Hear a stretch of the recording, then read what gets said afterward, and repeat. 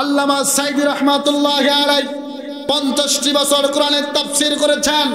আর 50 বছর কোরআনের তাফসীর করার কারণে যখন বিশ্বের আনাচে কানাচে মানুষগুলি অন্ধকার ছেড়ে আল্লাহর দ্বীনকে তারা গ্রহণ করেছে, বেঈমান নাস্তিক মুরতাদার ভারতের ষড়যন্ত্রে এদের সহ্য হয় নাই।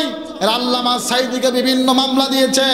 এমনকি 20-50টা বছর কোরআনের তাফসীর করেছে যে ব্যক্তিকে, তারা তাকে ধর্ষণের মামলা দিয়েছিল, তারা তাকে জাকাতের মাল লুণ্ঠনকারীর মামলা দিয়া যুদ্ধ অপরাধী বানায়া 14টি বছর জেলখানায় বন্দী করে রেখেছিল। যারা বর্তমান সমাজের বাতিল শক্তি, তারা কথা বলেন ঠিক কিনা? তারা বলেছিলেন কোরআনের মাহফিল বন্ধ করে দেন, কোরআনের কথাগুলি বন্ধ করেন, কারণ আপনি যা চাবেন তাই দেওয়া হবে। আল্লামা সাইদির একটা বক্তব্য ছিল, জীবন দিতে রাজি, জেল খাটতে রাজি, শাহাদাতের মওত দিতেও রাজি, বেঈমানের কাছে আপোষ করতে রাজি নয়, রাজি নয়, রাজি নয়। কথা বলেন ঠিক কিনা? জেল নয়, জুলুম নয়, ফাঁসি নয়, তাদের মতো যারা আলেমদেরকে অবহেলিত সম্মানিত করবে, আমরা এক হাতে হাত দিয়ে এক কাতারে কাতারে হয়ে বর্তমান ওই আগের শক্তির মতো যারা আবার চেষ্টা করবে, এদেরকে প্রতিহত করা হবে। কথা বলেন ঠিক কিনা? যদি আগুনে লেগে ধ্বংস হয় পৃথিবীর সব বইয়ের দোকান, তবু বিশ্ব থেকে হারাবে না পবিত্র কোরআন, তবে বিশ্ব থেকে হারাবে না পবিত্র কোরআন। এই দেশে আমরা দেখেছি ইসলামী আন্দোলনের কথা বলার কারণে রাতের আধারে কত মায়ের বুক খালি হয়েছে। কোরআন থেকে কথা বলার কারণে কত নিরপরাধ মানুষকে সন্তানের কাছ থেকে বাবাকে ছিনিয়ে নেওয়া হয়েছে, ওপেন গুলি করে হত্যা করা হয়েছে। আর যারা ইয়াবার ব্যবসা করেছে, মদের ব্যবসা করেছে, কাজার লাইসেন্স দিয়েছে, এই মানুষগুলিকে রাতের বেলা ধরে টাকার বিনিময়ে সকালবেলা ছেড়ে দিয়েছে। কথা বলেন ঠিক কিনা? কিন্তু মনে রাখবেন, যারা এই অন্যায়ের সাথে জড়িত হয়েছে, যারা এই মানুষের উপরে জুলুম করেছে, আল্লাহ পাক বলেছেন জুলুমের বিচার দুনিয়াতে হয়। আপনারা বলেন কোথায়? জুলুমের বিচার আল্লাহ দুনিয়াতে করেছেন। আর যারা এই জুলুমের সাথে সম্পৃক্ত ছিল, তাকায় দেখেন অস্তিত্ব বাংলার জমিনে জায়গা হয় নাই, মামুর বাড়ি বসে গেছে। কথা বলেন ঠিক কিনা? মানুষগুলি যদি এক কাতারে কাতারে হয়ে সামিল হয়ে আল্লাহর কোরআনের পক্ষে কথা বলতো, তাহলে নাস্তিক মুরতাদরা বাংলার জমিনে মাথা উঁচু করে দাঁড়ানোর হিকমত পাইতো না। কথা বলেন ঠিক কিনা? আলহামদুলিল্লাহ আলহামদুলিল্লাহি নাহমাদুহু ওয়া নাস্তাঈনুহু ওয়া নাস্তাগফিরুহু ওয়া নু'মিনু বিহি ওয়া নাতাওয়াক্কালু আলাইহি ونعوذ بالله من شرور أنفسنا ومن سيئات أعمالنا من يهده الله فلا مضل له ومن يضلله فلا هادي له ونشهد أن لا إله إلا الله وحده لا شريك له ونشهد أن سيدنا ونبينا وحبيبنا ومولانا محمدا عبده ورسوله الذي أرسله بحق بشيرا ونذيرا وداعيا إلى الله بإذنه وسراجا منيرا فقد قال الله تعالى في كلامه المجيد وبرهانه التوحيد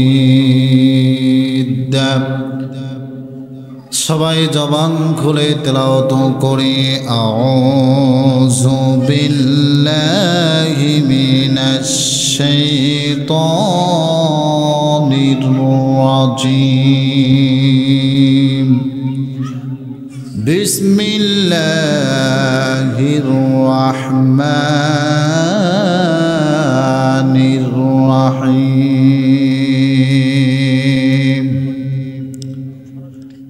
আলিফ লাম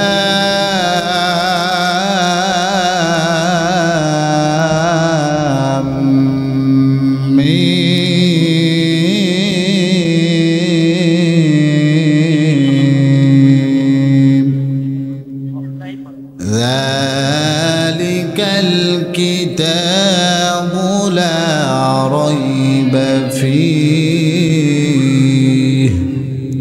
هدى للمتقين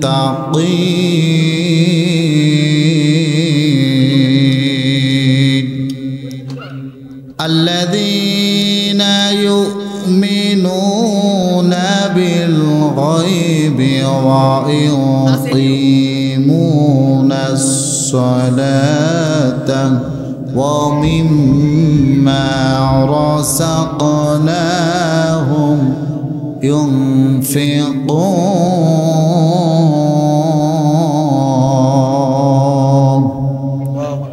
إن الله وملائكته يصلون على النبي يا أيها الذين آمنوا صلوا عليه وسلموا تسليما اللهم صل على محمد وعلى آل محمد كما صليت على إبراهيم وعلى آل إبراهيم إنك حميد مجيد اللهم بارك على محمد وعلى آل محمد كما باركت على إبراهيم وعلى آل إبراهيم إنك حميد مجيد اللهم آمين ربنا ظلمنا أنفسنا وإن لم تغفر لنا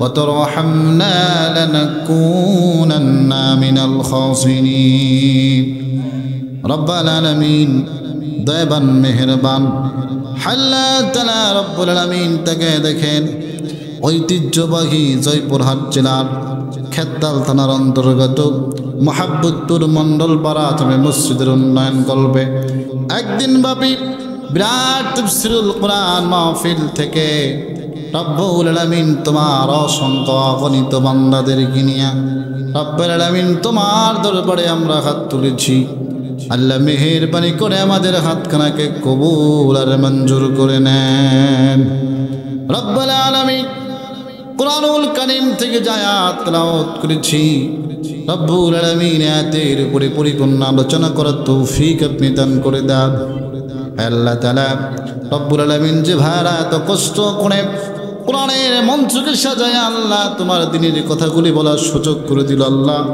তাদেরকে আপনি কবুল আর মঞ্জুর করে দেন হায় আল্লাহ তাআলা যে যুবক ভাইরা যেই মুরব্বিয়ানে আযমেরা কষ্ট করে অর্থ দিয়ে শ্রম দিয়ে সহযোগিতা করলো আল্লাহ তাদেরকে আপনি কবুল আর মঞ্জুর করে নেন আল্লাহ পদোন্নতি বৃদ্ধি করে দেন হায়াতের মধ্যে বরকত দিয়ে দেন রব্বানা آتنا في الدنيا حسنة وفي الآخرة حسنة وقنا عذاب النار سبحانك ربك رب العزة عما يصفون السلام على المرسلين الحمد لله رب العالمين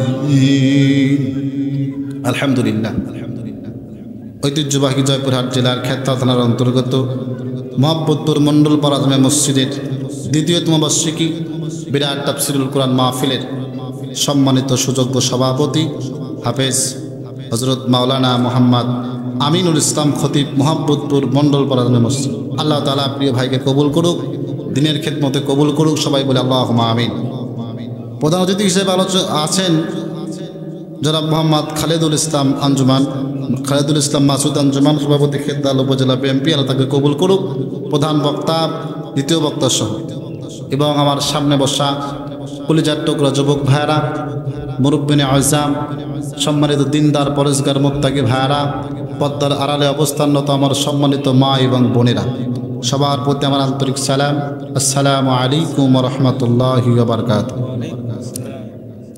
মহান আল্লাহ তাআলার দরবারে শুকরিয়া আদায় করছি যে মহান রব্বুল আলামিন আমাদেরকে আল্লাহর কোরআনের কথাগুলি শোনার এবং জানার তৌফিক আল্লাহ তাআলা দান করলেন সেই মুনিবের দরবারে শুকরিয়া আদায় করছি সবাই বলে আলহামদুলিল্লাহ রব্বানা লাকাল হামদ হামদান কাসীরান তাইয়িবান মুবারাকান ফি শুকরিয়া আদায় করেছি আল্লাহর এবং লাখ কোটি দরুদ সালাম বর্ষিত হোক বিশ্বনবী বিশ্বনেতা মুহাম্মদ রাসূলুল্লাহ সাল্লাল্লাহু আলাইহি ওয়াসাল্লাম। সম্মানিত মুসলমানেরা, আল্লাহর কোরআন থেকে কথা বলছি। আল্লাহ তাআলা এই কোরআনের কথাগুলি বলার তৌফিক দান করুক। সবাই বলি আমিন। এমন একটা সময় আমরা আজকে কোরআনের মঞ্চে বসা, এই কোরআনের পরিবেশ এমন ছিল না, এই কোরআনের কথাগুলি বলার সুযোগ আগে এমন ছিল না। আপনার আমার নবী মুহাম্মদ রাসূলুল্লাহ সাল্লাল্লাহু আলাইহি সাল্লাম যখন ইসলাম প্রচার করেছেন, দাওয়াত দিয়েছেন, কোরআনের কথাগুলি মানুষকে বলেছেন, আল্লাহকে এটা চেনার জন্য মানুষের দ্বারে দ্বারে ঘুরে দিনের কথা পৌঁছিয়েছেন, ঠিক ওই সময় কিছু নাস্তিক কিছু মুরতাদেরা আল্লাহর দিন যেন বিজয় না হয়, ঠিক সেই সময় আল্লাহর নবীর উপরে তারা আক্রমণ করেছেন। সম্মানিত মুসলমানেরা, আজকে আমরা ইসলাম পেয়েছি সহজভাবে, কিন্তু ইসলাম এত সহজ ছিল না। যেহেতু আল্লাহ তাআলা সুযোগ করে দিয়েছে, আপনাদের সামনে তেলাওয়াত করেছি সূরাতুল বাকারার 1 এবং 2 নম্বর আয়াত তেলাওয়াত করেছি। আল্লাহ তাআলা এখান থেকে কথা বলার তৌফিক দান করুক, বলেন আল্লাহুম্মা আমিন। সম্মানিত মুসলমানেরা, আল্লাহ রাসূল সাল্লাল্লাহু আলাইহি সাল্লাম তার উম্মতদেরকে কত ভালোবাসতেন, আমি এই কথা বলেই আলোচনার দিকে চলে যাব। নবীজি আমার মুহাম্মদ রাসূলুল্লাহ সাল্লাল্লাহু আলাইহি সাল্লাম তিনি যখন নামাজ আদায় করতেন, নবীজি আমার প্রায় সময় নামাজ আদায় করে আল্লাহর কাছে দোয়া করতেন, হায় আল্লাহ তাআলা তুমি আমার খাদিজার জীবনের গুনাহ খাতা মাফ করে দাও। নবীজি আমার নামাজ আদায় করতেন, নামাজ যখন শেষ হয়ে যেত নবীজি আমার আল্লাহর কাছে হাত তুলে বলতেন, মালিক আপনি আমার খাদিজার গুনাহ খাতাগুলি মাফ করে দেন। নবীজি যখন প্রত্যেক নামাজে খাদিজার জন্য হাত তুলে দোয়া করতেন, একদিন হযরত আম্মা জান আয়েশা সিদ্দিকা রাদিয়াল্লাহু তাআলা আনহা ডাক দিয়ে বলছেন, নবীজি যখন আপনি নামাজে দাঁড়ায় যান, আর নামাজে দাঁড়ায় যাওয়ার পরে আমি লক্ষ্য করেছি আপনি শুধু খাদিজার জন্য দোয়া করেন। নবীজি আপনি বলেন, শুধু কি খাদিজায় আপনার স্ত্রী? না, আমরা আপনার স্ত্রী, আপনি তো সবসময় খাদিজার জন্য দোয়া করেন, একদিনও তো আপনি আয়েশার জন্য দোয়া করেন না, একদিনও তো অন্যান্য বিবিদের জন্য দোয়া করেন না। নবীজি আমার হযরত আয়েশার মুখের দিকে তাকায় বলছেন, আয়েশা রে সাবধান হয়ে যাও রে আয়েশা, আয়েশা রে তোমরা আমার সুখের দিনের বিবি, তোমরা আমার সুখের দিনের স্ত্রী। আর হযরতে খাদিজাতুল কুবরা রাদিয়াল্লাহু তাআলা আনহু তিনি ছিলেন আমার দুঃখের দিনের স্ত্রী।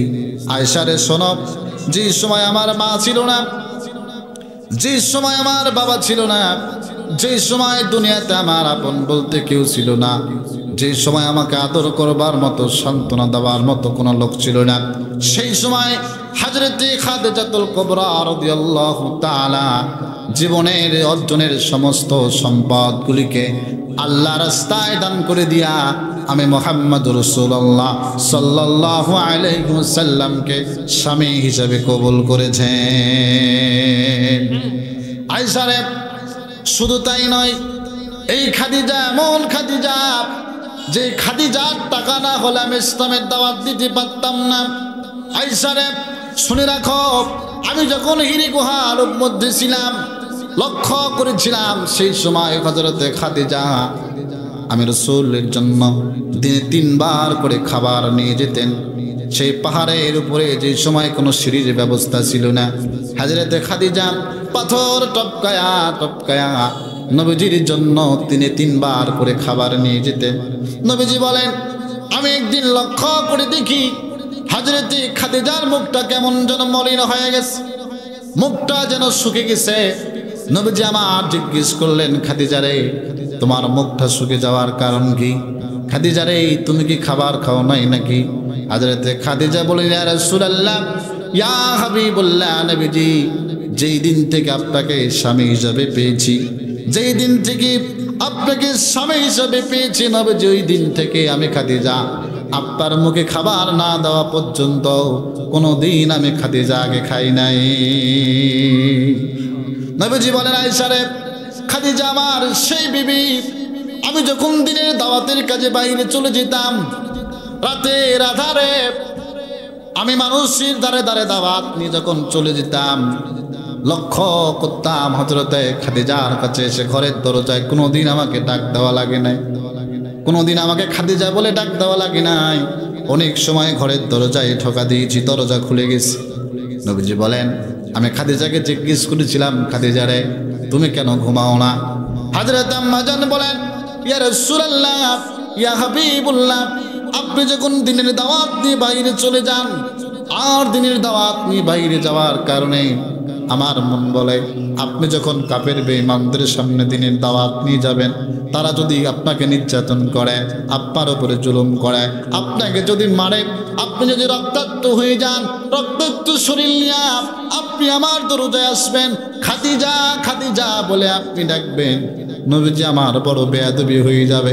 এই জন্য নবীজি আপনি যখন দিনের দাওয়াত নিয়ে বাইরে চলে যান, আমি খাদিজা ঘুমাই না, দরজার সাথে কান্তা লাগায়া লাগায়া দাঁড়ায় থাকি, কখন আপনি বিশ্ব নবী দরজায় এসে দাঁড়ায়া যান। সুবহানাল্লাহ। নবীজি বলেন, আয়েশা রে, এই খাদিজা আমার সেই বিবি, এমন একজন বিবি ছিলেন আমার খাদিজা। আম্মা জান আয়েশা বলেন, নবীজির এমন বক্তব্য শোনার পরে আমি আর নবীকে কোনো কথা বললাম না। আমি ভাবতেছিলাম আর কোন দিন বলা যায়। আম্মা জান বলেন, আমি একদিন লক্ষ্য করে দেখি নবীজির মনটা বড় ভালো, আনন্দিত উৎফুল্ল মন নিয়া নবীজি হাসতে হাসতে আমার কোলের মধ্যে হেলে পড়লেন। আমি আল্লাহ রসুলকে আজকে ডাক দিয়ে বললাম, নবীজি আজকে তো আপনার মনটা বড় ভালো, আজকে তো আপনি আনন্দিত, নবীজি আজকে কি একটু আমি আয়েশার জন্য দোয়া করা যায় না? নবীজি আমার নামাজ আদায় করলেন, দুহাত তুলে আল্লাহর কাছে দোয়া করলেন, মালিক হায় আল্লাহ তাআলা, তুমি আমার আয়েশার জীবনের গুনাহ খাতাগুলি মাফ করে দাও। নবীজি এমন দোয়া করলেন আর বলছেন, হায় আল্লাহ তাআলা, তুমি আমার আয়েশার জীবনের গুনাহ খাতা মাফ করে দাও, আমার আয়েশার অতীতের গুনাহগুলি মাফ করে দাও, আমার আয়েশার ভবিষ্যতের গুনাহগুলি মাফ করে দাও, আমার আয়েশা জীবনে যত গুনাহ করবে আল্লাহ আপনি আমার আয়েশার গুনাহ খাতা মাফ করে দান। নবীজি নামাজ শেষ করলেন, নামাজ শেষ করে দোয়া শেষ করার পরে হযরত আম্মা জান আয়েশাকে বলছেন, আয়েশা রে, আজকে তোমার জন্য যে দোয়াটা করেছি আয়েশা রে, তুমি কি আমার দোয়া শুনে খুশি হও নাই? আম্মা জান বলেন, ইয়া রাসূলুল্লাহ, ইয়া হাবিবুল্লাহ, পৃথিবীতে এমন কোনো স্বামী নাই তার জন্য বিবি, এমন কোনো বিবি নাই তার জন্য স্বামী দোয়া করলে বিবি খুশি হবে না। নবীজি আপনি তো আমার শুধু স্বামী নন, আপনি তো রাহমাতাল লিল আলামিন, আপনি তো মুহাম্মদ রাসূলুল্লাহ সাল্লাল্লাহু আলাইহি সাল্লাম, আমার জন্য আপনি দোয়া করেছেন। ইয়া রাসূলুল্লাহ, এর চেয়ে চাওয়া পাওয়া আপনার কাছে আমার আর কিছুই নাই। নবীজি বলছেন, আয়েশা রে, তোমার জন্য যে দোয়াটা করেছি বলো তো কয়বার দোয়া করেছি? আম্মা জান বলেন, ইয়া রাসূলুল্লাহ, আপনি আমার জন্য নামাজে দাঁড়ায় একবার দোয়া করেছেন। নবীজি বলেন, আয়েশা রে, তোমার নামাজে দাঁড়ায় তোমার জন্য একবার দোয়া করেছি, তাতেই তুমি এত খুশি হয়ে গেছো। আয়েশা রে, শুনে রাখো, আমি যখন প্রত্যেক ওয়াক্ত নামাজে দাঁড়ায় যাই, তোমার জন্য যেই দোয়াটা করেছি ঠিক একই দোয়াটা আমি আমার গুনাহগার উম্মতের জন্য করে করে আমি আল্লাহর কাছে মাপ চাই। সুবহানাল্লাহ। তাহলে বলেন তো, নবীজি আমার উম্মতকে ভালোবাসেন কি বাসেন না? ভাইরা কথা বলা লাগবে, সামনের ভাইরা একটা আওয়াজ দেন।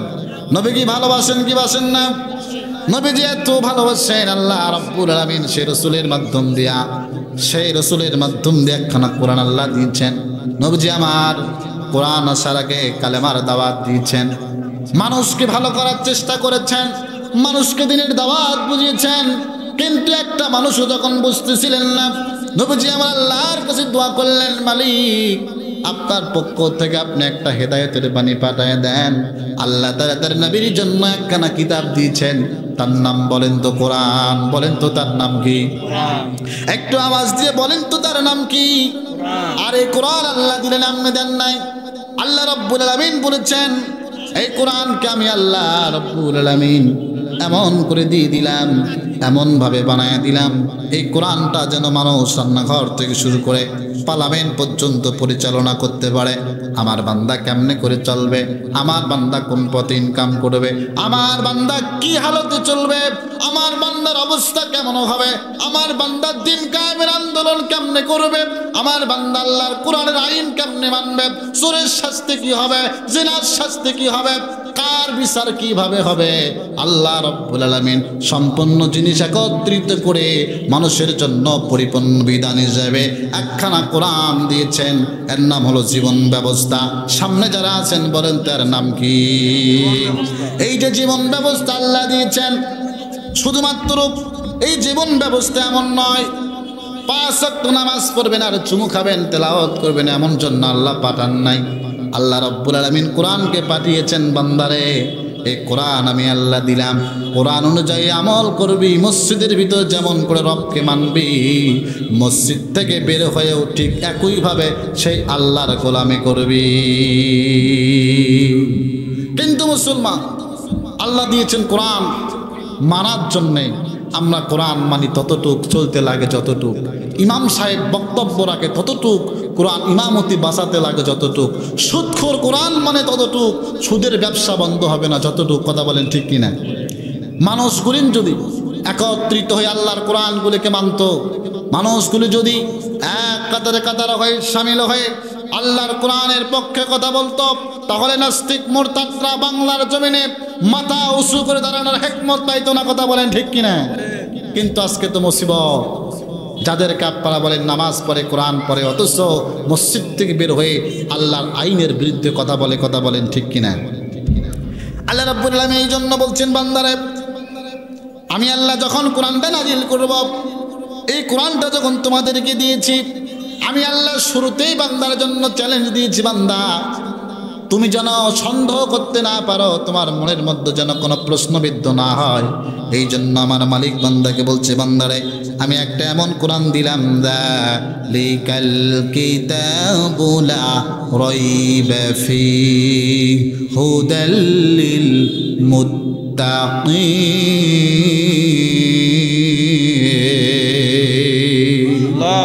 আল্লাহ পাক বলছেন, যালিকাল কিতাব, এটা সেই কিতাব, এটা সেই গ্রন্থ, এটা সেই একটা সংবিধান। যালিকাল কিতাবু লা রাইবা, এটা এমন একটা কিতাব এর ভিতরে কোনো সন্দেহ নাই, এর মধ্যে কোনো ভুল নাই, রদবদল হবে না, একে পরিবর্তন করতে পারবে না, নীতিমালা পরিবর্তন হবে না, ধারাবাহিকতা পরিবর্তন হবে না।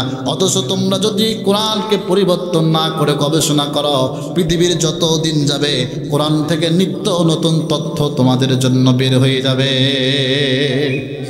তাহলে বলেন তো কোরআনের মধ্যে কি কোনো সন্দেহ আছে? ভাই সামনের লোকেরা কথা বলেন, সন্দেহ আছে? কোরআনের মধ্যে কোনো ভুল নাই। আল্লাহ পাক বলছেন এর মধ্যে কোনো ভুল নাই, এর মধ্যে কোনো সমস্যা নাই। কিয়ামত পর্যন্ত রদবদল হবে না, কিয়ামত পর্যন্ত পরিবর্তন হবে না। আপনারা বলেন বাংলাদেশ থেকে যদি একটা বইয়ের দোকান পুড়ে যায়, সব বই ধ্বংস হয়ে যাবে, কিন্তু পৃথিবীর সমস্ত বই যদি ধ্বংস হয়ে যায়, আল্লাহর কোরআন কখনো শেষ হবে না। কথা বলেন ঠিক কিনা? এই জন্যই তো হিন্দু নকুল কুমার গান করেছিল একটা, অমুসলিম ভাই, যদি আগুনে লেগে ধ্বংস হয় পৃথিবীর সব বইয়ের দোকান, তবু বিশ্ব থেকে হারাবে না পবিত্র কোরআন, তবে বিশ্ব থেকে হারাবে না পবিত্র কোরআন। ধরে বলেন মারহাবা। এর মানে হলো হাজার হাজার লক্ষ লক্ষ মুসলমান, লক্ষ লক্ষ কোরআনের হাফেজেরা আল্লাহর কোরআনকে সিনার ভিতরে এমন করে গেঁথে রেখেছেন, এই কোরআন যদি আজকে হারায় যায়, পুড়ে যায়, তারপরেও আল্লাহর কোরআন অনুরূপভাবে বের করা সহজ হয়ে যাবে। বলেন সুবহানাল্লাহ। আল্লাহ পাক বলছে এর ভিতরে কোনো সন্দেহ নাই, এর ভিতরে কোনো ভুল নাই। হুদাল লিল মুত্তাকিন, মুত্তাকিদের জন্য পথ প্রদর্শক। মুত্তাকিরা কেমনে চলবে, কোন পথে চলবে, কি হালত হবে, আমি আল্লাহ তাআলা কোরআনের ভিতরে সব দিয়ে দিয়েছি। বলেন সুবহানাল্লাহ। কারণ আল্লাহ পাক বলছেন এই কোরআন এমন একটা কোরআন, আপনি দেখেন কোরআনের সংস্পর্শে এসেছে যারা, সোনার মানুষে পরিণত হয়েছে তারা, আর কোরআন থেকে বিমুখ হয়েছে যারা, শয়তানের খাতায় নাম লিখে দিয়েছে তারা। হযরত ওমর কোরআন মানার আগে, ইসলাম বোঝার আগে কেমন ছিলেন, আর কোরআন মানার পরে আল্লাহ তাকে কেমন বানায় দিলেন, বলেন সুবহানাল্লাহ। হযরত ওমর কি আমাদের দেশের মতো শাসক? কথা বলেন ভাই, সামনের লোকেরা, তারা কি আমাদের দেশের মতো শাসক ছিলেন?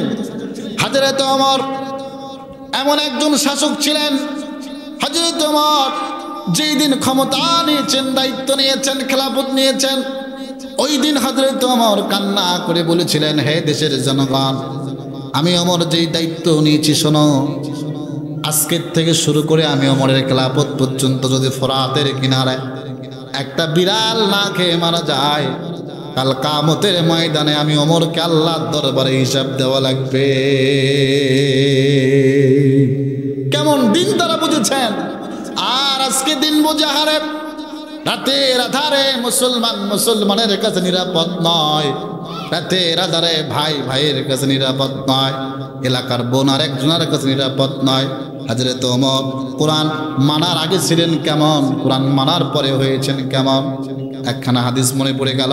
হযরত ওমর যখন খলিফার দায়িত্ব পেয়েছেন, হযরত ওমর একদিন রাতের বেলা গভীর রজনীতে তিনি দেখলেন, আমি দেখতে চাই আমার দেশের মধ্যে কে খেয়ে আছে কে না খেয়ে আছে।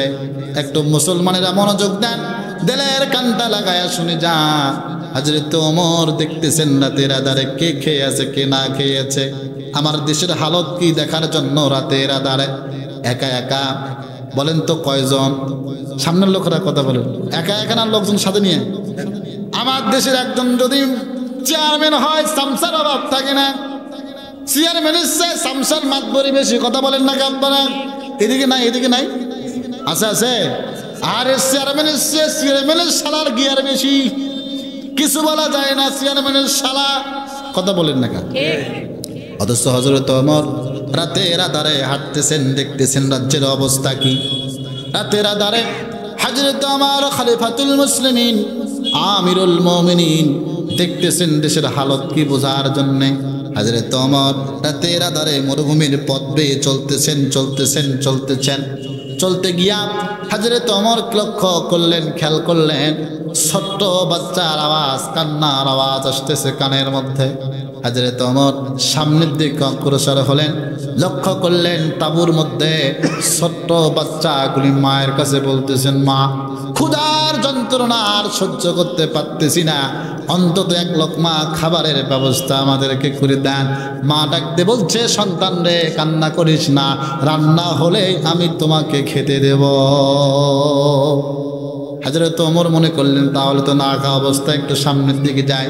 হযরত ওমর সামনের দিকে অগ্রসর হলেন, হওয়ার পরে ডাক দিয়ে বলছেন, কেমন নিষ্ঠুর মা তুমি, কেমন নিষ্ঠুর মা তুমি। রাত হয়ে গেছে, গভীর রাত, সন্তানগুলি ক্ষুধার যন্ত্রণায় কান্না করে, আর তুমি মা হয়ে ছোট্ট ছোট্ট বাচ্চাগুলিকে খাবার দাও নাই। মহিলা বলছেন, পথিক, আমি নিষ্ঠুর মা নই, তুমি আমার উপরেরটা দেখলাম, আর মনের খবর তুমি জানো না। পথিক রে, আমি নিষ্ঠুর মা নই। পথিক, আমি আজকে 3 দিন যাবত এইখানে অবস্থান করতেছি, অন্য জায়গার থেকে মদিনায় আসছি। আমি জানি ওমরের রাষ্ট্রে আসলে কেউ না খেয়ে থাকে না, খাবারের ব্যবস্থা হয়ে যায়, সেই বিশ্বাস নিয়ে আমি এখানে আসছি। 3টা দিন হয়ে গেল, আমার এই ছোট্ট বাচ্চাগুলিকে নিয়ে আমি না খেয়ে আছি। পথিক, এই ছোট্ট বাচ্চাগুলি 3 দিন যাবত খাবারের ব্যবস্থা নাই, ক্ষুধার যন্ত্রণায় যখন আমার সামনে কান্না করে, এই পরিমাণ কান্না করে আমি মা সন্তানদেরকে বুঝাইতে পারি না।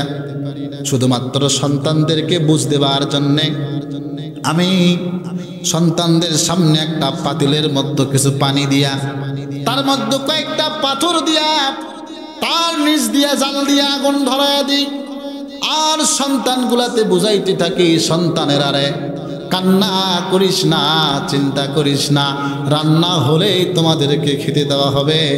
এই বলে বলে 3টা দিন পার হয়ে গেল। হযরত ওমর একটা বারের জন্য আমাদের খোঁজ খবর করে নাই। হযরত ওমর বলতেছিলেন, মা, কেমন কথা তুমি বললা। হযরত ওমর মনের মধ্যে আল্লাহর ভয়। আপনারা বলেন তো কার ভয়? মনের মধ্যে আল্লাহর ভয়। হযরত ওমর বলছেন, মা, অপেক্ষা করো, আমি একটু আসতেছি। হযরত ওমর এই বলে দৌড়াচ্ছেন, দৌড়ায় গেলেন বাইতুল মালের আসলামের কাছে গিয়ে বলছে, আসলাম রে, বাইতুল মালের দরজা খুলে দাও। হযরত আসলাম দরজা খুলে দিলেন। হযরত ওমর ডাকতে বলছেন, আসলাম বাইতুল মাল থেকে একটা আটার বস্তা আমার মাথার মধ্যে উঠায় দাও। হযরত ওমরের মাথার মধ্যে যখন আটার বস্তা উঠায় দিবে, আসলাম বলছে, আমিরুল মুমিনিন, এত বড় একজন খলিফা হয়ে আটার বস্তা আপনি মাথায় নেবেন, মানা যায় না। আসলাম বলছেন, ওমর বৃদ্ধ পৃথিবীর প্রেসিডেন্ট হয়ে আটার বস্তা মাথায় নিয়ে যাবা, মানা যায় না। ওমরে বলছেন, আসলাম রে,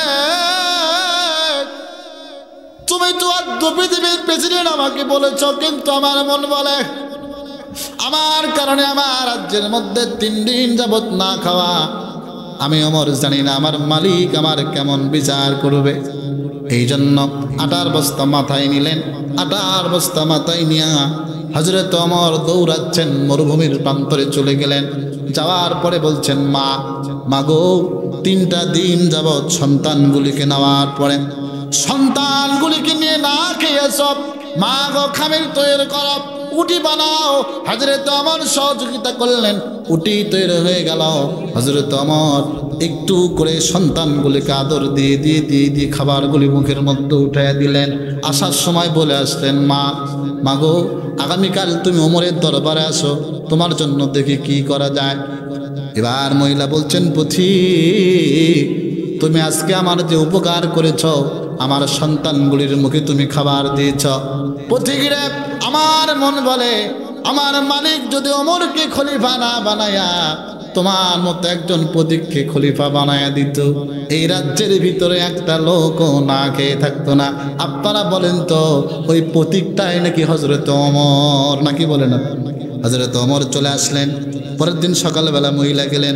যাওয়ার পরে মহিলা লক্ষ্য করে দেখেন, আল্লাহ গতকাল রাতের বেলা যেই লোকটা আমাকে খাবার দিয়েছে, আটা দিয়েছে, এই লোকটাই হলো হযরত ওমর, খলিফাতুল মুসলিমিন, আমিরুল মুমিনিন। আমি আপনাকে চিনতে পারি নাই, আপনাকে বুঝতে পারি নাই, অতএব আপনি আমাকে আল্লাহর রাস্তে মাফ করে দেন। হযরত ওমর ছোট বাচ্চার মতো কান্না করে বলছেন, মা গো, 3টা দিন ক্ষুধার যন্ত্রণায় যে কষ্ট পেয়েছ, তুমি যদি আমাকে মাফ না করে দাও, তুমি যদি আল্লাহর দরবারে আমার নামে 3 দিনের ক্ষুধার যন্ত্রণার মামলা তুমি আমার নামে দিয়ে দাও, কাল কিয়ামতের ময়দানে আল্লাহর কাছে আমি ওমর কি জবাব দেব? অতএব মা, আমি তোমার কাছে মাপ চাই, তুমি আমাকে মাফ করে দাও। সুবহানাল্লাহ বলেন। এখন আপনারা বলেন, এই কোরআন যারা মানে তারা আল্লাহওয়ালা, তারা কার ভয় করে? সবাই বলেন, কার ভয়? বলেন তো, মুসলমান শব্দের অর্থ কি জানেন? মুসলমান মানে হলো আত্মসমর্পণ করা। জোরে বলেন, কি করা? তাহলে আমরা আত্মসমর্পণ করবো কার কাছে? সবাই বলেন, সবাই বলেন, আমরা আত্মসমর্পণ করবো কার কাছে? আল্লাহর কাছে আত্মসমর্পণ করা লাগবে। আল্লাহ পাক বলছেন, বান্দারে, তুমি যদি আমি আল্লাহর কাছে আত্মসমর্পণ করো, আল্লাহ তাআলা বলছেন, এই কোরআনের মধ্যে কোনো ভুল নাই, কোরআনের মধ্যে কোনো সন্দেহ নাই। আমি আল্লাহ তাআলা কোরআনকে এমনভাবে বানিয়েছি, হুদাল্লিল মুত্তাকিন, মুত্তাকিদের জন্য পথ প্রদর্শক। আমরা আল্লাহকে বললাম, আল্লাহ মুত্তাকি হবে কারা? আল্লাহ রাব্বুল আলামিন ডাক দিয়ে বলছে, আল্লাযীনা ইউমিনুনা বিল গায়বি ওয়া ইউকিমুনাস সালাতা ওয়া মিম্মা রাযাকনাহুম ইউনফিকুন।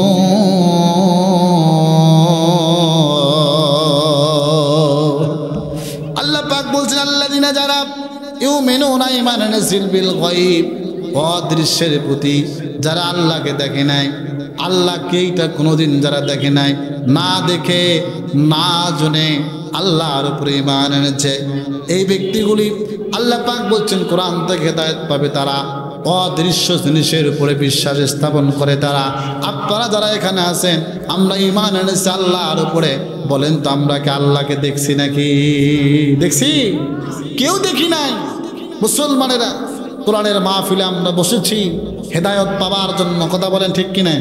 কিন্তু এই কোরআন পাওয়ার পরে, কোরআন শোনার পরে কিছু লোক বলবে বাড়িতে যাওয়া পর্যন্ত আজকের ওয়াজ হয়েছে ফাটাফাটি। আপনারা কি গান? আবার কিছু লোক যায় বলবে, না কোনো ওয়াজ নাই, যা করছো সব রাজনীতিক। জোরে বলেন। একটু খেয়াল করেন, যার চরিত্র যেমন সেই লোকটা মনে করবে তেমন। কথা বলেন না কেন? গ্রামের ভিতরেও দেখবেন কিছু কিছু লোকের চরিত্র বড় খারাপ, নিজে নিজে খারাপ, মানুষকেও মনে করে খারাপ। কথা বলেন না কেন? আছে না? রাতের আধারে তাহাজ্জুদের সময়, আপনারা জোরে বলেন তো কোন সময়? গাওয়ার শক্তি নাই, আক্কেলপুরি মানে খেততালের মানুষের তো গাওয়ার শক্তি থাকার কথা নাকি? জোরে বলেন তো কোন সময়? তাহাজ্জুদের সময় আল্লাহর বান্দা নামাজে দাঁড়াবেন, উজু করে তো উজু করতেছেন, নামাজ পড়া লাগবে, কাকে ডাকা লাগবে? আল্লাহকে ডাকা লাগবে, এই জন্য নামাজে দাঁড়াইছে, নামাজে দাঁড়াবে, উজু করতেছে। কিন্তু আরেক আল্লাহর বান্দা, এই লোকটা চুরি করে এসে গোসল করতেছে। বলেন তো দুইজন কি এক? এক এক, দুইজন কিন্তু এক নয়। কিন্তু তাহাজ্জুদ গুজারি ব্যক্তি মনে করলো, আহারে যেই লোকটা এত শীতের মধ্যে গোসল করতেছে রাতের 3টার সময়, নিশ্চয় আমার দিনী ভাই আল্লাহর খাস গোলাম মনে হয় নামাজ আদায় করবে, এইটাও মনে হয় আমার মতো তাহাজ্জুদ গুজারি। কথা বলেন না গা?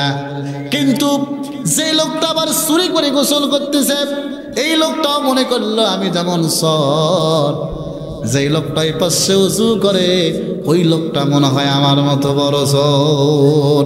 এর মানে হলো যার চরিত্র যেমন, এই কোরআন আল্লাহ বলেছেন তার কাছে লাগবে তেমন। কারণ সুদ তোরের জন্য কোরআন নয়, কারণ কোরআনের মধ্যে সুদের ওয়াজ আছে না? না, হ্যাঁ তোরে বলেন। কিন্তু সুদের কথা বললে ইমামের ইমামতি থাকে না। কথা বলেন না কেন? হ্যাঁ, ঘুষের কথা বললে ইমামতি থাকে না, হকের আওয়াজ তুললে ইমামতি থাকে না। আরে নিরপরাধ মানুষগুলো সমাজের মধ্যে বসবাস করে, একটু অপরাধ করলে ছাড়া দেওয়া হয় না। আর কত অর্থবিত্তশালী লোকেরা অন্যায় করে, জুলুম করে, মানুষকে মারধর করে, কত রকমের অন্যায় করলো, অশ্লীলতা করলো, একটা বারের জন্য তাদের বিচার আমাদের এই সমাজে হয় না। টাকা যেই দিকে, বিচারও কিন্তু এই দিকে। কথা বলেন নাকি আপনারা? এই জন্য বলছেন টাকার জোরে দুনিয়া ঘরে। বলেন তো, টাকার জোরে দুনিয়া ঘরে।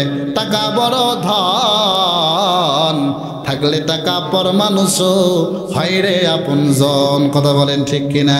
বাগ বাগিচা, ফুল বাগিচা, সুনাম প্রেমের ডালা, হীরা জহুরাত পান্না চড়ি, মণি মুক্তা মালা, টাকা দিয়ে এসব কিছু যাই রে কেনা।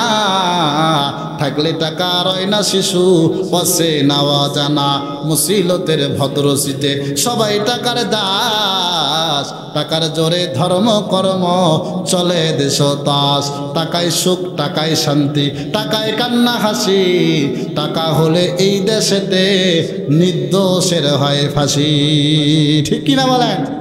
কারণ এই দেশে আমরা দেখেছি ইসলামী আন্দোলনের কথা বলার কারণে রাতের আধারে কত মায়ের বুক খালি হয়েছে।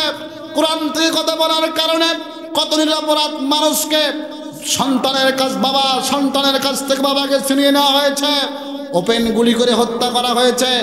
আর যারা ইয়াবার ব্যবসা করেছে, মদের ব্যবসা করেছে, কাজার লাইসেন্স দিয়েছে, এই মানুষগুলোকে রাতের বেলা ধরে টাকার বিনিময়ে সকালবেলা ছেড়ে দিয়েছে। কথা বলেন ঠিক কিনা? কিন্তু মনে রাখবেন, যারা এই অন্যায়ের সাথে জড়িত হয়েছে, যারা এই মানুষের উপরে জুলুম করেছে, আল্লাহ পাক বলেছেন জুলুমের বিচার দুনিয়াতে হয়। আপনারা বলেন কোথায়? জুলুমের বিচার আল্লাহ দুনিয়াতে করেছেন। আর যারা এই জুলুমের সাথে সম্পৃক্ত ছিল, তাকায় দেখেন অস্তিত্ব বাংলার জমিনে জায়গা হয় নাই, মামুর বাড়ি বসে গেছে। কথা বলেন ঠিক কিনা? কারণ আল্লাহ বলেছেন, আল্লাহ রাসূল বলেছেন, 2টা পাপের শাস্তি আল্লাহ দুনিয়াতে দেয়। আপনারা বলেন তো কয়টা? সামনে যারা আছেন বিশেষ করে মনোযোগ দেন, কয়টা পাপের শাস্তি? আপনারা শরীরে জোর নাই ভাই, একটু আওয়াজ দেন, কয়টা? জোর হলো না? হ্যাঁ, 2টা। নবীজি বলছেন 2টা পাপের শাস্তি আল্লাহ দুনিয়াতে দেয়। 1 নাম্বার হলো যারা মা বাবার সাথে খারাপ আচরণ করেছেন। কার সাথে? যারা মা বাবার সাথে খারাপ আচরণ করেছেন, নবীজি বলেন এই মা বাবার সাথে খারাপ আচরণ করেছে যারা, এদের পাপের শাস্তি আল্লাহ দুনিয়াতে দেয়। এর জন্য আল্লাহ পরকালের হিসাব রাখে না, দুনিয়াতেই ফয়সালা করে। 2 নাম্বার হলো যারা মানুষের উপরে জুলুম করে। আপনারা বলেন তো কি করে? আমরা অতীতে দেখেছি যারা মানুষের উপরে জুলুম করেছে, তাদের উপরে তারা নির্যাতন করেছে, জুলুম করেছে। আল্লাহওয়ালা মানুষদেরকে, আহারে কত মসজিদের মুসল্লি নামাজ ফজরের নামাজ পড়তে যাওয়ার কারণে মুসল্লিকে ধরা হয়েছে বিভিন্ন রাজনৈতিক দল মনে করে। কথা বলেন না কেন? মসজিদ ঘরে মসজিদ নিরাপদ নয়। নামাজ পড়তে গিয়েছি, নামাজ পড়া শেষ না হতে খবর এসেছে হুজুর পুলিশ। কথা বলেন না কেন? এই পুলিশ নামের এই সবচেয়ে কুবাক্য কুকথা সমাজকে নষ্ট করেছিল। এই ধরনের কিছু আপনার এমনভাবে সমাজকে এরা নষ্ট করেছিল। এরা এমন লোক ছিল, এরা অমানুষ ছিল। আবার কিছু কিছু ভাইয়েরা ভালোও ছিল। কথা বলেন না কেন? যারা ভালো ছিল তারাও আজকে বাংলার জমিনে আছে, আর যারা খারাপ তারা আজকে পথে ঘাটে লজ্জিত, লাঞ্ছিত, অবহেলিত মানুষের ভয়ে লুকায় লুকায় থাকতেছে। কথা বলেন না কেন? কারণ পাপ কখনো কাউকে ছাড়ে না। যেখানেই যাবেন সেখানে আপনাকে ধরবে। আসেন আমি মূল বক্তব্যের দিকে চলে যাই। তাহলে বলেন তো, আমরা কোরআন মানব, আমরা হুকুম মানব কার? আমরা আল্লাহর হুকুম মানতে চাই। আল্লাহ রব্বুল আলামিন আমাদেরকে যে নির্দেশ দিয়েছেন, আল্লাহ রব্বুল আলামিন আমাদেরকে যে হুকুম দিয়েছেন, আল্লাহ তাআলা আমাদেরকে যা বলেছেন আমরা সব মানতে চাই কি চাই না? বলেন। আমরা সব মানতে চাই। মনে রাখবেন, নির্যাতন হবে, জুলুম হবে, আপনার উপরে অনেক রকমের কথা হবে, কিন্তু নির্যাতন জুলুমকে জুলুম মনে করা যাবে না। আল্লাহর দিন বিজয়ের জন্য আপনাকে আমাকে মাঠে ময়দানে লেগে থাকা লাগবে। নামাজ যেমন ফরজ, বলেন নামাজ কি? নামাজ যেমন ফরজ, রোজা যেমন ফরজ, সামর্থ্য থাকলে হজ করা ফরজ, কিন্তু মনে রাখবেন পাশাপাশি আল্লাহর দিন বিজয়ের জন্য ইসলামী আন্দোলন করাও একটা ফরজ। কথা বলেন। ইসলামী আন্দোলন করা ফরজ, কিন্তু অনেক মুসলমান আলহামদুলিল্লাহ, সুবহানাল্লাহ, আল্লাহু আকবার, তোমাদের ধরে আমাদের ধরে না। আল্লাহ পাক বলছেন এই সমস্ত লোকগুলো যারা বলে এরা কখনো ইমানদার হতে পারে? কারণ আল্লাহর দিনের হক আদায় করে যারা বিচার করবে, যারা দুনিয়াতে চলবে, এদের উপরে নির্যাতন জুলুম হবে কি হবে না? জোরে বলেন ভাই। নির্যাতন হবে, জুলুম হবে, মার খাবে। সাহাবায়ে কেরাম মার খেয়েছেন, জীবন দিয়েছেন। সাহাবায়ে কেরাম পথে ঘাটে যেখানে সুযোগ হয়েছে দিনের দাওয়াত দিয়েছেন, কিন্তু নির্যাতন নিপীড়িত হয়ে আল্লাহ রসুলের সাহাবীরা হিজরত পর্যন্ত করেছেন। কথা বলেন ঠিক কিনা? আমার মুসলমান ভাইজানেরা একটু গভীর মনোযোগ দেন। মুসলমানেরা, ইসলামকে আমরা যেভাবে পেয়েছি, আমাদের বাবা ছিল মুসলমান, আমরা হয়েছি মুসলমান। আমাদের দাদা ছিল মুসলমান, আমরা হয়েছি মুসলমান। কিন্তু সাহাবায়ে কেরামরা এমনভাবে মুসলমান ছিলেন না। সাহাবায়ে কেরামের জীবনে আপনি তাকায় দেখেন, তারা এমন ছিলেন না। তারা এমন ছিলেন, আর ইসলাম কবুল করার কারণে কত সাহাবীকে জীবন দেওয়া লাগলো। ইসলাম কবুল করার কারণে হযরতে সুমাইয়া রাদিয়াল্লাহু তাআলা আনহাকে শুধুমাত্র কালেমার ঘোষণা দেওয়ার কারণে একজন নারীকে পর্যন্ত তারা ছেড়ে দেয় নাই। ওপেনে হযরতে সুমাইয়াকে তারা হত্যা করেছে। এর মানে হলো ইসলাম যারা পরিপূর্ণ মানতে চায়, আল্লাহ পাক বলছেন কোন ব্যক্তি যদি ইসলামকে পরিপূর্ণ মানতে চায়, আল্লাহ পাক বলছেন ওয়ালা নাবলুওয়ান্নাকুম বিশাইইন মিনাল খাউফি ওয়াল জু'i ওয়া নাকসিম মিনাল আমওয়ালি ওয়াল আনফুসি ওয়াস সামারাত ওয়া বাশশিরিস সাবিরিন। আল্লাহ পাক বলছেন ওয়ালা নাবলুওয়ান্নাকুম বিশাইইন মিনাল খাউফ। বান্দারে, যখন ঈমান এনেছো, আল্লাহর পথে চলেছো, তোমার ঈমান পরীক্ষা হবে এক নাম্বার ভয় দ্বারা। আপনারা বলেন তো কি দ্বারা? ভয় দ্বারা। কেমন ভয়? আল্লাহ পাক বোঝাচ্ছেন বান্দা, এমন ভয় মৃত্যুর হুমকি আসবে, জেল খাটা লাগতে পারে, বাড়ি ছাড়া লাগতে পারে, আল্লাহর দিন বিজয় করতে গিয়ে তোমাকে স্ত্রীর থেকে আলাদা হওয়া লাগতে পারে, সন্তানের মায়া থেকে আলাদা হওয়া লাগতে পারে। এই জন্য আল্লাহ পাক বলছেন বান্দারে, তোমার ঈমান পরীক্ষা হবে ভয় দ্বারা। তোমাকে ফাঁসির ভয় দেওয়া হবে, তোমাকে নির্যাতনের ভয় দেওয়া হবে। বান্দারে, ওয়ালা নাবলুওয়ান্নাকুম বিশাইইন মিনাল খাউফ, এক নাম্বার ভয় হবে, এক নাম্বার হলো ভয় দ্বারা। দুই নাম্বার হলো ক্ষুধা দ্বারা। আপনারা বলেন তো কি দ্বারা?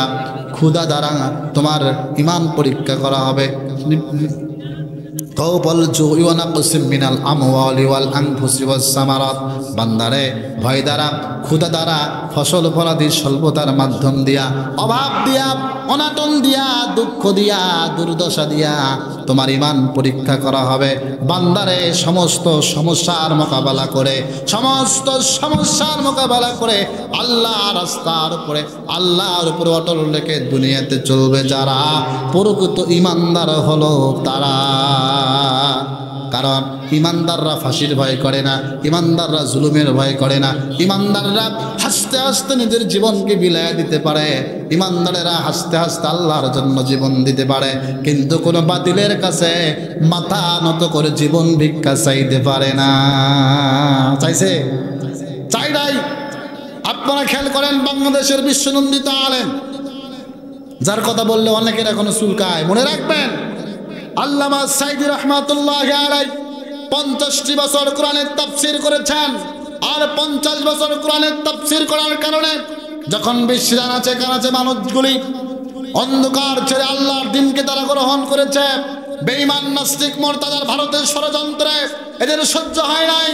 আল্লামা সাইদিকে বিভিন্ন মামলা দিয়েছে, এমনকি 20-50টা বছর কোরআনের তাফসীর করেছে যে ব্যক্তিকে, তারা তাকে ধর্ষণের মামলা দিয়েছিল, তারা তাকে জাকাতের মাল লুণ্ঠনকারীর মামলা দিয়া যুদ্ধ অপরাধী বানায়া 14টি বছর জেলখানায় বন্দী করে রেখেছিল, যারা বর্তমান সমাজের বাতিল শক্তি। তারা কথা বলেন ঠিক কিনা? কারণ এরা আল্লামাকে তারা বাঁচতে দেয় নাই দুনিয়াতে। তারা বলেছিলেন কোরআনের মাহফিল বন্ধ করে দেন, কোরআনের কথাগুলি বন্ধ করেন, কারণ আপনি যা চাবেন তাই দেওয়া হবে। আল্লামা সাইদির একটা বক্তব্য ছিল, জীবন দিতে রাজি, জেল খাটতে রাজি, শাহাদাতের মওত দিতেও রাজি, বেঈমানের কাছে আপোষ করতে রাজি নয়, রাজি নয়, রাজি নয়। কথা বলেন ঠিক কিনা? কারণ দেখে গিয়েছেন তিনি 14টি বছর জেল কেটেছেন, একটা বারের জন্য বেঈমানের কাছে আপোষ করে নাই। কথা বলেন ঠিক কিনা? মুসলমান শিক্ষা নেওয়া দরকার। আমরা যারা সামনে তৈরি হব ইনশাআল্লাহ, জেল নয়, জুলুম নয়, ফাঁসি নয়, তাদের মতো যারাও করবে, তাদের মতো যারা আলেমদেরকে অবহেলিত সম্মানিত করবে, আমরা এক হাতে হাত দিয়ে এক কাতারে কাতারে হয়ে বর্তমান ওই আগের শক্তির মতো যারা আবার চেষ্টা করবে, এদেরকে প্রতিহত করা হবে। কথা বলেন ঠিক কিনা? কারণ আমরা জানি আল্লাহর দিন বিজয়ের ক্ষেত্রে 2টা 4টা 10টা মামলার জীবন কোনো ব্যাপার নয়। কারণ মুসলমানরা এই জীবনকে জীবন মনে করে না, মুসলমানরা এই জীবন হাসতে হাসতে আল্লাহর জন্য দিতে পারে। আর বেঈমানেরা টাকার কাছে বিক্রি হয়ে কয়েকটা ফাঁকা গুলি খাওয়ার কারণে দৌড় দেয়। কথা বলেন না কেন? 5 আগস্টে শুনেছেন এক পুলিশ ভাই তার বক্তব্যে বলেছে, আমরা জানি গুলি করার পরে লোক পালায়া যায়, কিন্তু আমরা দেখেছি সামন থেকে গুলি করেছি, আল্লাহর কোরআনের সৈনিকেরা বুক পেতে দিয়েছে, কিন্তু পিছপা হয় নাই। এরা সেই শক্তি তারা বলেছিল, আমরা আগে টার্গেট করেছিলাম আল্লাহর কোরআনের সৈনিক ছাড়া দুনিয়ার কোনো তন্ত্র মন্ত্রের দল নয়, আল্লাহর কোরআনের সৈনিক বিদায় জীবনকে তারা আঁকড়ে দিয়েছেন। কথা বলেন ঠিক কিনা মুসলমান?